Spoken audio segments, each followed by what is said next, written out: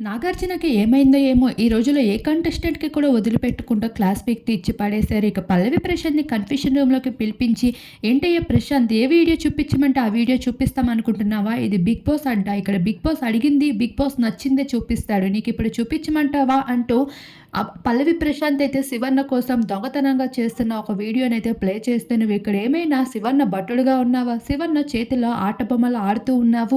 నీకంటూ ఒక గేమ్ లేదా? నీకంటూ ఒక గేమ్ ప్లే అంటూ లేదా ప్రశాంత్? ఎందుకిలా తయారయ్యావు?" అంటూ నాగార్జున ఇచ్చి పడేయడం జరిగింది.